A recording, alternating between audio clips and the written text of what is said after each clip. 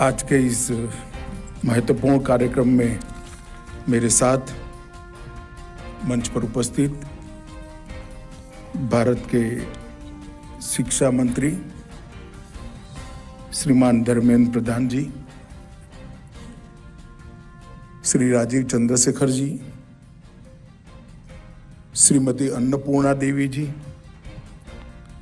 Doctor Subhash सरकार जी, सचिव शुल्क शिक्षा श्रीमती अनीता करवाल जी, श्री संजय मूर्ति जी, श्री राजेश अग्रवाल जी, और आज इस सभागार में और वर्चुअल मोड में इस कार्यक्रम में उपस्थित शिक्षा जगत से जुड़े हुए सभी महानुभावों को मैं सबसे पहले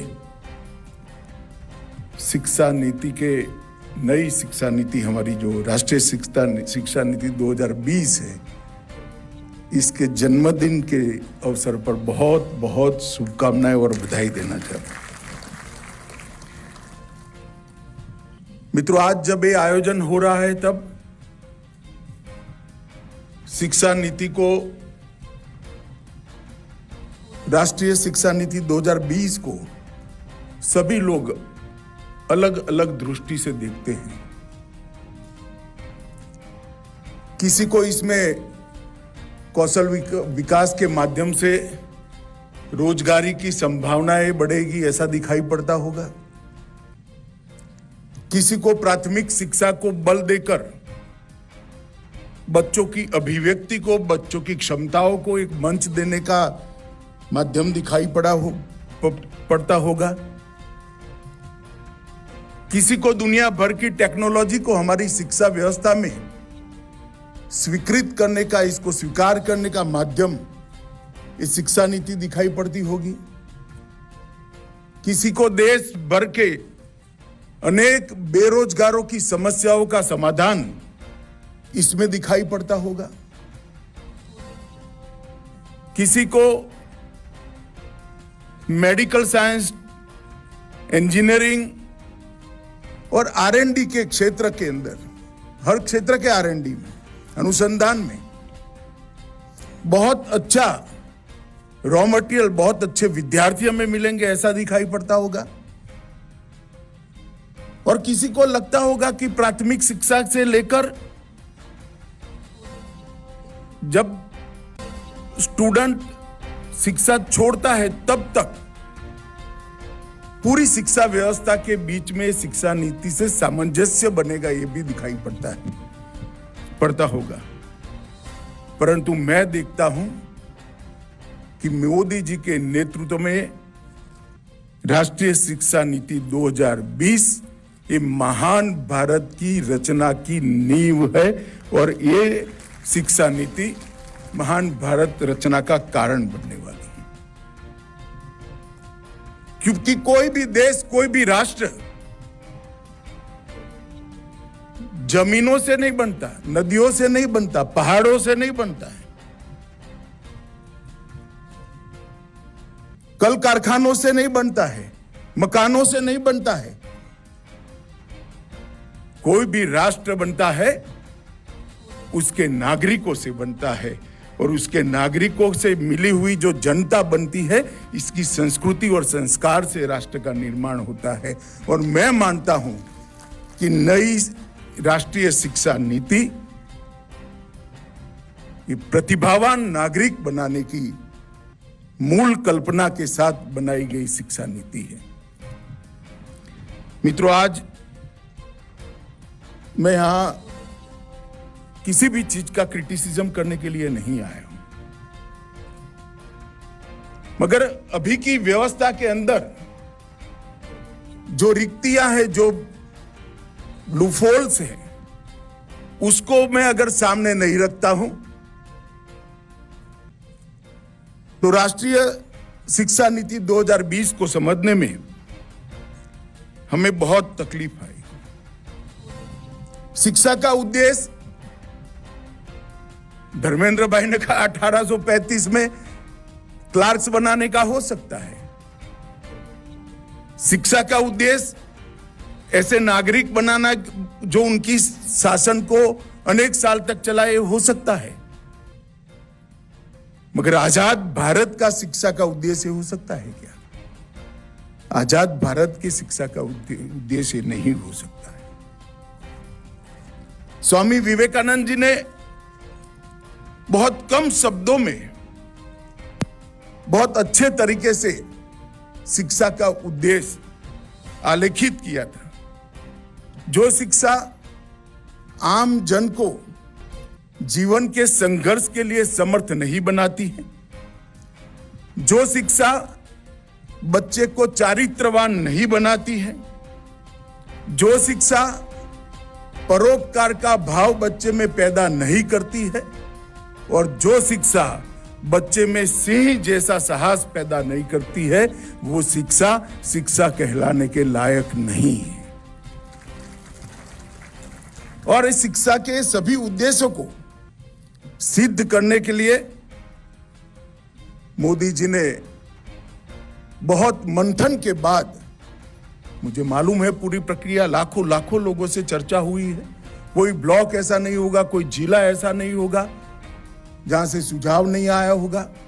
लाखों सुझावों में से विचार मंथन कर अमृत को निकाला है। वो अमृत है राष्ट्रीय शिक्षा नीति 2020। राष्ट्रीय शिक्षा नीति 2020 शिक्षा, विज्ञान, संस्कृति, ये तीनों के प्रति दृष्टिकोण को सजग करते हुए मानव के समग्र विकास को थ्रस्ट देने वाली एक राष्ट्रीय शिक्षा नीति है। इसलिए मोदी जी ने इसका बहुत सरल अनुवाद किया है। उन्होंने जो राष्ट्रीय शिक्षा नीति की रिक्वायरमेंट समझाई है, उसको कहते हुए कहा 21वीं सदी ज्ञान की सदी है। ज्ञान, विज्ञान और शिक्षा में समग्र ब्रह्मांड को सम्मिलित करने की शक्ति और क्षमता है। ज्ञान मानव विकास की सभी गतिविधियों का स्रोत है और एक ज्ञान को बहुत अच्छे तरीके से देश के विकास के लिए चैनलाइज करने के लिए ये नई शिक्षा नीति का प्रादुर्भाव हुआ है। मित्रों, कई बार हमारे पुराने ग्रंथों के अंदर शिक्षा के मूल उद्देश्यों को पढ़ते हैं तो हमें मालूम पड़ता है कि हम शिक्षा के उद्देश्यों से भटक गए थे। और ये नई शिक्षा नीति ज्ञान और संस्कृति संवर्धन के साथ ध्येय और समाज एवं अर्थव्यवस्था की मांग को परिपूर्ति करने वाली राष्ट्रीय शिक्षा नीति है और इसके माध्यम से कई सारे उद्देश्य, हमारे देश को महान बनाने के कई सारे उद्देश्य सिद्ध होने वाले हैं। आज ढेर सारे इनिशिएटिव भी शिक्षा और प्राथमिक शिक्षा के यहाँ पर शुरू हुए हैं। इसलिए मैं विभाग को बहुत बहुत शुभकामनाएं देता हूं कि आपके सभी उद्देश्य इस इनिशिएटिव के पीछे है वो सफलता को प्राप्त करें। आज 29 जुलाई 2020 को नई शिक्षा नीति आई और मैं मानता हूं इससे भारतीय शिक्षा प्रणाली में बदलाव का मार्ग प्रशस्त हुआ है और शिक्षा प्रणाली अपने मूल उद्देश्यों की ओर बढ़ती हुई आज हमें दिखाई पड़ती है। 2 साल कोई बहुत बड़ा समय नहीं है, मगर कम समय भी नहीं है। देश के अंदर 68 में भी राष्ट्रीय शिक्षा नीति आई, 86 में भी आई और इसके बाद 2020 में आई। मगर ये पहली ही शिक्षा नीति है जिस पे एक भी विरोध का सुर पूरे देश भर के अंदर सुना ही नहीं। यही बताता है कि ये शिक्षा नीति देश की जड़ों के साथ जुड़ी हुई है। यही बताता है कि ये शिक्षा नीति सबको सम्मिलित करते हुए, सबके सुझावों का सम्मान करते हुए ये शिक्षा नीति को बनाया गया है। और लगभग 2.5 लाख पंचायतें, 12,500 से ज्यादा लोकल बॉडीज, 675 जिले और 2 लाख से ज्यादा आए हुए कॉन्क्रीट सुझाव, मैं कॉन्क्रीट सुझाव सब शब्द पर वजन देना चाहता हूं, कॉन्क्रीट सुझावों में से विचार मंथन कर अमृत को निकाला गया है। ये नीतिगत दस्तावेज मात्र नहीं है, भारत के शिक्षा क्षेत्र में काम करने वाले शिक्षार्थियों, शिक्षाविदों और नागरिकों की आकांक्षा का ये प्रतिबिंब है। इस शिक्षा नीति को देश भर के कई लोग वर्षों से चाहते थे कि इसमें कुछ बदलाव आए, जो बदलाव आज मोदी जी के नेतृत्व में हम देख पाते हैं।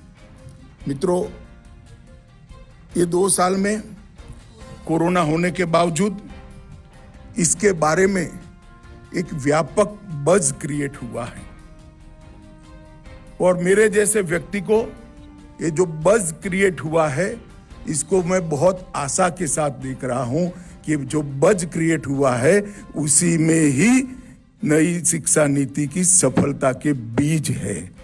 इसी में ही एक बड़े वट वृक्ष को मैं देख रहा हूं और इसी में ही मैं भारत को शिक्षा की दृष्टि से पुनः एक बार विश्व में एक महाशक्ति बनते हुए देख रहा हूं। और आज शिक्षा नीति जब आई है तब यहाँ पर ज्यादातर प्राथमिक शिक्षा से जुड़े हुए लोग हैं। शिक्षा नीति के ढेर सारे पहलू हैं, मगर मैं कुछ पहलुओं पर थ्रस्ट दूंगा, बाकी का जिक्र करूंगा। नई शिक्षा नीति ने ये स्पष्ट किया गया है कि सार्वजनिक शिक्षा प्रणाली ही जीवंत लोकतांत्रिक समाज का आधार होती है। इसके बगैर कोई लोकतांत्रिक समाज जीवंत नहीं रह सकता और ये शिक्षा प्रणाली ही हमारे समाज को भी एक जीवंत लोकतांत्रिक समाज बनाने में आगे बढ़ेगी।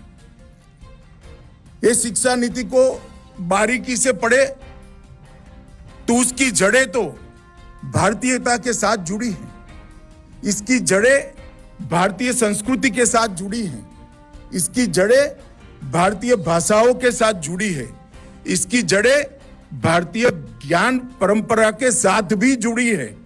परंतु ये शिक्षा नीति दुनिया भर की आधुनिकता को अपनी बाहों में समेटने की क्षमता भी रखती है। दुनिया भर के अंदर हुए वैज्ञानिक अनुसंधानों को स्वीकारने का खुला मन भी ये शिक्षा नीति रखती है। दुनिया भर के अंदर जितने भी अनुसंधान शिक्षा के क्षेत्र के अंदर हुए, जितने भी प्रयोग हुए हैं, सफल प्रयोग हुए हैं, इसको समाहित करने की क्षमता भी ये शिक्षा नीति रखती है। और इसके साथ साथ ये शिक्षा नीति नए चिंतन का रास्ता भी खुला छोड़ती है, क्योंकि चिंतन एक ऐसी प्रक्रिया है जो कहीं पर खत्म नहीं होती है। इस नीति के माध्यम से डिजिटल और ग्लोबलाइज्ड दुनिया में भारत की शिक्षा व्यवस्था का स्वरूप बहुत स्पष्ट कर दिया गया है। हमारे वेदों का वाक्य है कि हर दिशाओं से हमें शुभ विचार प्राप्त हो। ये शिक्षा नीति ये मूल मंत्र के आधार पर बनी हुई है, संकुचितता को इसमें कोई स्थान नहीं है। नई शिक्षा नीति के उद्देश्यों में एक प्रमुख उद्देश्य है कि एक ऐसे विद्यार्थियों को घड़ना जो राष्ट्र गौरव के साथ साथ विश्व कल्याण की भावना भी रखते हो, इसमें ओतप्रोत हो और सही अर्थ में ग्लोबल सिटीजन बनने की क्षमता रखते हो। एक प्रकार से वसुधैव कुटुंबकम की भावना को चरितार्थ करना ये इसमें समाहित किया गया है। मित्रों, इसमें स्वभाषा को भी बहुत महत्व दिया गया है। स्वभाषा को महत्व दिया है तब प्राथमिक शिक्षा के साथ जुड़े हुए बहुत सारे शिक्षाविद यहां पर उपस्थित है।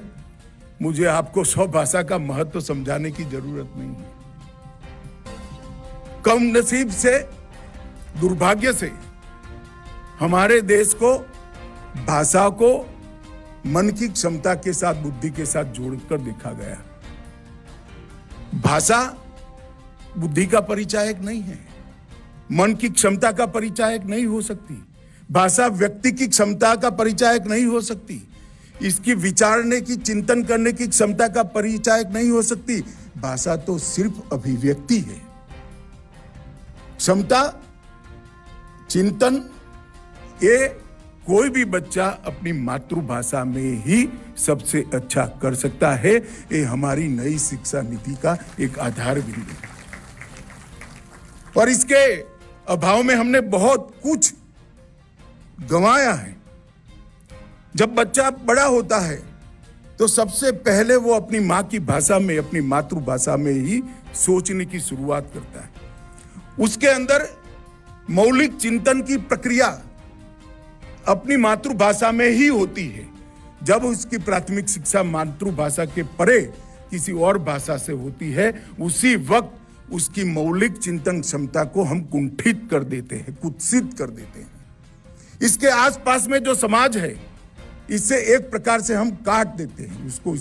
इसके बच्चे के इतिहास से काट देते हैं, इसकी संस्कृति से काट देते हैं, इसकी जीवन पद्धति से भी काट देते हैं। इसीलिए इस शिक्षा पद्धति में ये थ्रस्ट दिया गया है कि प्राथमिक शिक्षा मातृभाषा में ही होगी और इसीलिए त्रिभाषा के फॉर्मूले को भी इस शिक्षा पद्धति में बहुत वजन के साथ रखने का भी है। कई सारे शिक्षाविद बैठे हैं, मेरे जैसे लोग, मैं तो बहुत दृढ़ता के साथ मानता हूं कि अनुसंधान और मातृभाषा में शिक्षा पद्धति दोनों के बीच में बहुत बड़ा गहरा रिश्ता है। अनुसंधान वो ही कर सकता है कि जो अपनी भाषा में सोचता हो, क्योंकि उसकी मौलिक विचार क्षमता अपनी भाषा में ही विकसित हो सकती। जिस दिन बच्चे को प्राथमिक शिक्षा दूसरी भाषा में देते हो, उसका मौलिक चिंतन को हम समाप्त कर देते हैं। अगर देश को R&D का हब बनाना है तो बच्चे की सोचने की प्रक्रिया अपनी मातृभाषा में रखना ये बहुत जरूरी है। मित्रों, व्यक्ति इंजीनियर बने, डॉक्टर बने, साइंटिस्ट बने, IAS IPS अफसर बने, कुछ भी बने, वो सफल व्यक्ति बन सकता है। मगर हमारी शिक्षा नीति सिर्फ सफल व्यक्ति नहीं चाहती, बड़े व्यक्ति चाहती है।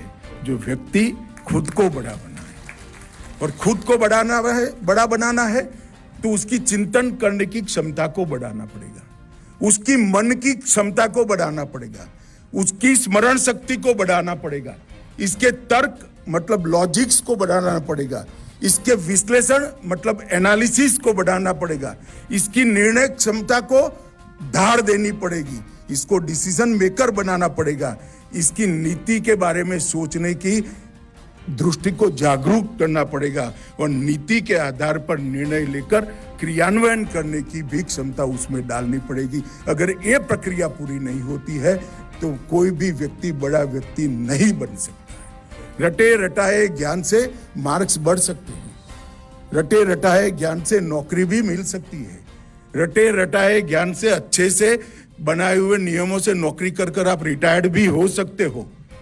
मगर बड़ा बनना है तो चिंतन, तर्क, विश्लेषण, निर्णय, नीति और नीति का क्रियान्वयन, ये प्रक्रिया से हर व्यक्ति को प्रेरित होना ही पड़ता है। आज तक हमारी शिक्षा नीति के अंदर इसकी कोई व्यवस्था नहीं है। मैं अभी बच्चों का, और ये मैं तैयार किए हुए भाषण में नहीं था, बच्चों ने जो मुझे नृत्य नाटिका बताई वो देखकर मैंने कहा ये सारी चीजें हमारी शिक्षा नीति के अंदर है। इतनी बहुत अच्छे तरीके से बच्चों ने इस चीज को मुझे समझाया है।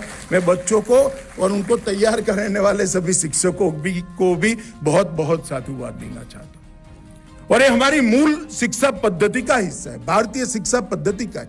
व्यक्ति को बड़ा बनाना, उसको सर्वज्ञ बनाना। सर्वज्ञ बनाने के लिए इसकी मन की क्षमता को, इसकी सोचने की क्षमता को, इसकी स्मृति को ज्यादा पैना बनाना। और वो तभी हो सकता है जब भारतीय हमारी मूल शिक्षा पद्धति के आधार पर शिक्षा की नींव रखी जाए।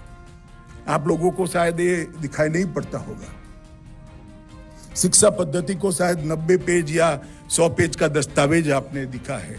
ये ग्रंथ नहीं है, ये ग्रंथागार है। मैंने बहुत डिटेल इसको पढ़ा है। ये अपने आप में एक लाइब्रेरी है। इसके हर शब्द के पीछे बहुत गहरी सोच है, इसके हर वाक्य के पीछे बहुत बड़ी गहरी सोच है। और इसको जिनको इंप्लीमेंट करना है, जिसको जमीन पर उतारना है, उन लोगों ने भी इस दृष्टि से देखना चाहिए। ऐसा मेरा आग्रह है। मैं भारतीय शिक्षा पद्धति से पढ़ा हुआ विद्यार्थी हूं। मुझे तैत्तिरीय उपनिषद के पंचकोश विद्या से पढ़ाया गया है। मैंने कोई उल्लेख देखे बगैर, कोई उल्लेख तैत्तिरीय उपनिषद का देखे बगैर इस शिक्षा नीति में अन्नमय कोश से आनंदमय कोश की यात्रा को बहुत अच्छे तरीके से देखा है। ये पूरी इनबिल्ट है और ये प्रक्रिया ही बड़े नागरिक बना सकती है।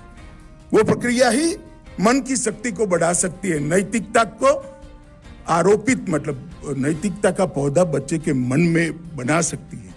दूसरे को मदद करने की प्रकृति को जीवित कर सकती है, इसको रिस्पॉन्सिबल बना सकती है, इसको जिम्मेदार बना सकती है। उसको हमेशा के लिए अपने आप को समाज के लिए, देश के लिए, दुनिया के लिए प्रस्तुत रखने के संस्कार दे सकती है। मैं मानता हूं ये समग्र समाज के अंदर परिवर्तन इसी शिक्षा पद्धति से आएगा। और इसके अंदर मैंने भारतीय शिक्षा पद्धति के मूल भी देखे हैं, परंतु हमने इसके इम्प्लीमेंटेशन के लिए बहुत मेहनत करने की जरूरत पड़ेगी। डर्रे को बदलना आसान नहीं होता है। डर्रे को बदलना बहुत परिश्रम की मांग करता है। हमने डर्रे को बदलने की चैलेंज को स्वीकार किया है। इसके 5 प्रमुख स्तंभ: सामर्थ्य की वृद्धि, पहुंच, गुणवत्ता, निष्पक्षता और जवाबदेही। ये 5 प्रमुख लिंब पर, ये स्तंभ पर ये पूरी शिक्षा का दस्तावेज बनाया गया है। इसके अंदर शिक्षा की वर्तमान 10+2 की व्यवस्था को भी बदलने का प्रावधान है और ढेर सारे अनेक बदलाव किए गए हैं। मैं इसकी डिटेल में जाना नहीं चाहता, परंतु मित्रों, स्कूल और हायर एजुकेशन की सिस्टम में 2025 तक कम से कम 50% विद्यार्थियों को व्यावसायिक शिक्षा प्रदान करने का लक्ष्य हमने रखा है। ये बहुत बड़ा महत्वपूर्ण कदम है। एक बार विद्यार्थी की नींव तय हो जाए, उसकी रुचि तय हो जाए, ये रुचि का रास्ता वो प्रशस्त कर दे और इस दिशा में रोजगारी के साथ जोड़कर इसको व्यावसायिक शिक्षण अगर दे देते, अच्छा नागरिक तो बनेगा ही बनेगा, अपने जीवन की जरूरियातों को भी पूरे करेगा और देश के विकास को वो गति भी देगा। नई शिक्षा नीति में बहुत खूबी से उसका, नई शिक्षा नीति का पोषण तो भारतीय शिक्षण परंपरा से होता है, मगर उसका दृष्टिकोण आधुनिक भी है और भविष्य उन्मुख भी है। मूल इसका भारतीय शिक्षा पद्धति में है। इसका परिणाम और इसका दृष्टिकोण आधुनिक और भविष्य उन्मुख रखा गया है। दुनिया के साथ हमें चलना पड़ेगा। मन की क्षमता बढ़ाने का हमारा जो विज्ञान है, मन की क्षमता बढ़ाने की हमारा जो शिक्षा पद्धति है, उसको मूल बनाते हुए दुनिया भर के आधुनिक विज्ञान को, दुनिया भर के आधुनिक शिक्षा को स्वीकारने का भी हमारा एक बहुत बड़ा लक्ष्य होना चाहिए। ये भी ये शिक्षा पद्धति, नई शिक्षा नीति इसको स्पेस देती है। मैंने कहा ही, भारतीय भाषाओं को, कला को, संस्कृति को हमने प्राथमिकता दी है। व्यक्ति के अंदर पड़े हुए, बच्चे के अंदर पड़े हुए हर प्रकार की क्षमताओं को एक प्लेटफॉर्म मिले, ऐसा ये दस्तावेज नई शिक्षा नीति है। मैं बहुत आशा के साथ इसको देखता हूँ। मित्रों, तक्षशिला, नालंदा, वल्लभी, विक्रमशिला का इतिहास हम पढ़ते हैं तो हमें होता है कि भाई किस प्रकार से उस जमाने के अंदर जब यातायात इतना कठिन था, भूमार्ग के अलावे कहीं जा नहीं सकते थे, दुनिया भर के विद्यार्थी यहां पढ़ने आते होंगे। आज भी जरूरत है इस प्रकार के वैश्विक विश्वविद्यालयों को भारत में लाने की। भारत का जो ज्ञान है, भारत का जो अनुसंधान है, इसका फायदा सिर्फ भारत के लिए सीमित नहीं रहना चाहिए, समग्र विश्व को मिलना चाहिए। और ये तभी हो सकता है मल्टी डिसिप्लिनरी विश्वविद्यालयों और हायर एजुकेशन इंस्टीट्यूशन अथवा क्लस्टर्स की जो स्थापना की अनुशंसा इस नीति में की गई है, अगर इसको डेवलप करते वक्त नीति के इम्प्लीमेंट करने वाले जो लोग हैं वो इस दृष्टिकोण के साथ करेंगे तो मैं वो दिन दूर नहीं देखता। शायद एक दशक के कम समय के अंदर फिर से एक बार समग्र विश्व को चकाचौंध करने वाले विश्वविद्यालय हम हमारी भूमि पर ही बना सकते हैं। मेरू की स्थापना ये भी इस लक्ष्य को सिद्ध करने के लिए बहुत महत्वपूर्ण होगी। Multi disciplinary education and research universities Meru एक महत्वपूर्ण अंग बनने वाला है और भारत को एक ग्लोबल स्टडी डेस्टिनेशन बनाने के लिए मेरू और मल्टी डिसिप्लिनरी यूनिवर्सिटीज इसका बहुत बड़ा रोल आने वाले दिनों में होगा। लक्ष्य रखा गया है कि 2030 तक प्रत्येक जिले में या 2 जिलों के बीच में एक multidisciplinary higher education institute को हम उपलब्ध कराएंगे। मैं धर्मेंद्र भाई हर्षनाद व्यक्त करते हैं। धर्मेंद्र भाई, आपके लिए बहुत बड़ा चैलेंज है, बहुत कठिन काम है, मगर मैं धर्मेंद्र जी की क्षमता को जानता हूं। मुझे पूरा भरोसा है कि मोदी जी के विजन को ये जमीन पर उतारेंगे।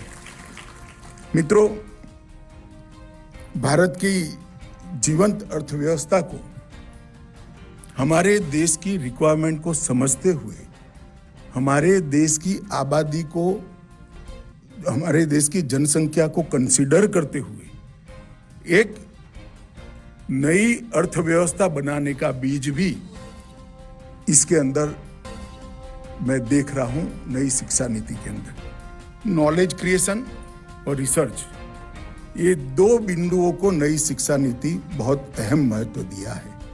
मैं इसके अंदर बहुत बड़े, हमारे अर्थतंत्र के अंदर बहुत बड़े बदलाव को देख रहा हूं।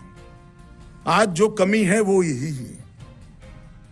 R&D लगभग दुनिया के कंपैरिजन में हमारे यहाँ बहुत कम है। मैं बजट के आंकड़ों में नहीं जानना चाहता, अमेरिका में अपने GDP का कितना प्रतिशत होता है, भारत का कितना प्रतिशत होता है, मगर बहुत कम हो रहा है। नई एजुकेशन पॉलिसी ने इस पर भी थ्रस्ट देने का काम किया है और मुझे लगता है कि इससे भी हमारे अर्थतंत्र को जीवंत बनाने में और हमारे समाज के साथ अर्थतंत्र का सही मायनों में जुड़ाव करने में बहुत बड़ी सफलता मिलेगी।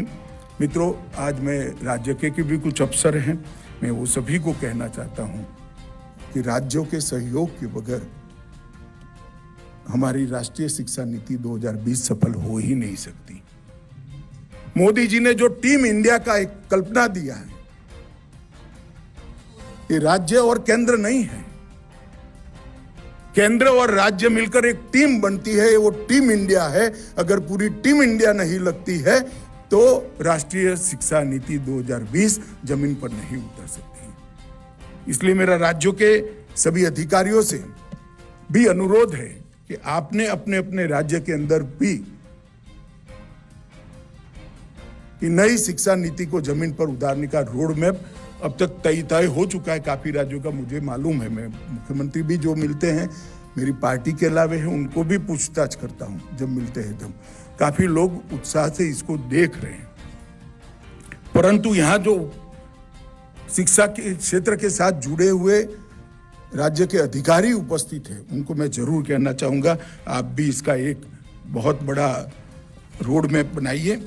प्राथमिक शिक्षा के अंदर हमने पहले देखा निपुण भारत मिशनम, विद्या प्रवेश, विद्यांजलि, निष्ठा, FLN, सार्थक, समग्र शिक्षा का एकीकृत शिक्षक शिक्षा कार्यक्रम, कौशल और व्यावसायिक शिक्षा, स्कूली शिक्षा का पुनर्गठन, ढेर सारे इनिशिएटिव प्राथमिक शिक्षा के क्षेत्र में लिए हैं। परिणाम भी मिले हैं। ड्रॉप आउट रेशियो में लगभग 4 गुना, मतलब पहले 4.2 था तो अब 1.3 आया है और बहुत अच्छा परिणाम भी मिले हैं। उच्च शिक्षा के क्षेत्र में भी मोदी जी के नेतृत्व में ढेर सारा प्रयास हुआ है। उच्च शिक्षा के अंदर भी भारतीय भाषाओं को महत्व देने की शुरुआत हुई। जेईई की और नीट यूजी की परीक्षाएं 12 भारतीय भाषाओं में और अंग्रेजी में आयोजित की गई है। इसी तरह से कॉमन यूनिवर्सिटी एंट्रेंस टेस्ट भी 13 भारतीय भाषाओं में हुआ है। 10 राज्यों ने इंजीनियरिंग के अंदर भारतीय भाषा हिंदी, तमिल, कन्नड़, तेलुगु, मराठी और बंगाली को स्वीकार किया है और भी आगे प्रयास चल रहा है। और मैं एक छोटी सी टिप्पणी यहाँ पर जरूर करना चाहता हूँ। चाहे टेक्निकल एजुकेशन हो, मेडिकल एजुकेशन हो या कानून की शिक्षा हो, जब हम वो शिक्षा भारतीय भाषाओं में नहीं करते हैं तब हम देश की क्षमता का 5% का उपयोग करते हैं। 95% बच्चे अपनी मातृभाषा के माध्यम में प्राथमिक शिक्षा लिए हैं। मैंने देखा है दिल्ली के सुप्रीम कोर्ट से बड़े वकील से एकदम कंसेप्ट जिसके लॉ के क्लियर है, ऐसे लॉयरों को देखा है डिस्ट्रिक्ट कोर्ट के अंदर आर्ग्यूमेंट करते हुए, और ऐसे लॉयरों को मैंने देखा है केस की राह देखते हुए, सिर्फ इसलिए क्योंकि वो फर्राटे की अंग्रेजी नहीं बोल सकते। और हमने हमारी क्षमताओं को सीमित कर दिया है। रिसर्च एंड डेवलपमेंट हो या मेडिकल साइंस को आगे बढ़ाना हो, अगर 100 बच्चे उपलब्ध है उसमें से आपने 5 बच्चों पर ही हाथ रख दिया है। अगर ये ज्ञान भारतीय भाषा में उपलब्ध है तो 100% क्षमता का उपयोग देश के विकास के लिए हो सकता है और इस दिशा में हमने सोचना चाहिए। और मैं तो बधाई देना चाहूंगा देश के प्रधानमंत्री मोदी जी को, इंजीनियरिंग और मेडिकल के कोर्स को, और अब कोर्टों के अंदर भी भारतीय भाषाओं को धीरे धीरे कर शुरुआत हो रही है। मैं मानता हूं ये शुभ शुरुआत है और भारत के आगे बढ़ने का शुभ चिन्ह भी है। हायर एजुकेशन इंस्टीट्यूट की स्थापना में लगभग केंद्रीय विश्वविद्यालय हमने 6 बढ़ाए हैं, IITs 7, IIM 7, IIIT 16, AIIMS 15, medical college 209 और कुल विश्वविद्यालय 302 बढ़ाने का काम भारतीय जनता पार्टी की नरेंद्र मोदी सरकार ने, और कॉलेजों की संख्या में 5700 की वृद्धि की। मित्रों, ये यही दर्शाता है कि नरेंद्र मोदी सरकार का थ्रस्ट प्राइमरी एजुकेशन से लेकर हायर एजुकेशन और प्राइमरी एजुकेशन से लेकर टेक्निकल और मेडिकल एजुकेशन पर समग्रता से है। मैं इसलिए बताना चाहता हूं कि ये खाका बनाने का काम ऑलमोस्ट इस देश ने आजादी के अमृत महोत्सव के वर्ष तक समाप्त कर दिया है। अब खाके का, ये इंफ्रास्ट्रक्चर का अगर महत्तम उपयोग करना है तो वो हमारी राष्ट्रीय शिक्षा नीति 2020 के इम्प्लीमेंटेशन से ही हो सकता है। और मेरा मानना है कि क्यूमुलेटिव इफेक्ट से हमें फायदा मिलने वाला है। अगर इंफ्रास्ट्रक्चर जस का तस है, इसके अंदर हम राष्ट्रीय शिक्षा नीति 2020 के तत्वों को आरोपित कर देते हैं, मतलब अंदर लगा देते हैं, तो क्यूमुलेटिव तरीके से हमें इसका फायदा मिलेगा। मित्रों, आज मैं समग्र विभाग और शिक्षा से जुड़े हुए देश के हर कोई व्यक्ति को बहुत बहुत आशाओं के साथ शुभकामनाएं देना चाहता हूं, क्योंकि ये 2 साल नए भारत की नींव डालने के 2 साल है। नए भारत की कल्पना, जिसके मूल, मैंने जैसे पहले कहा, जिसकी जड़ें भारतीयता में होगी, परंतु वो वृक्ष दुनिया भर की आधुनिकता को, दुनिया भर के ज्ञान को, दुनिया भर के विज्ञान को स्वीकार करने की मानसिकता के साथ आगे बढ़ता होगा। ऐसे भारत की रचना के लिए ये 2 साल बहुत महत्वपूर्ण है और मुझे विश्वास के टाइम टेबल के साथ ही हमारी नई शिक्षा नीति आगे बढ़ेगी। मोदी जी ने ये नई शिक्षा नीति लाए हैं, वो आत्मनिर्भर, सशक्त, समृद्ध और सुरक्षित भारत की नींव है।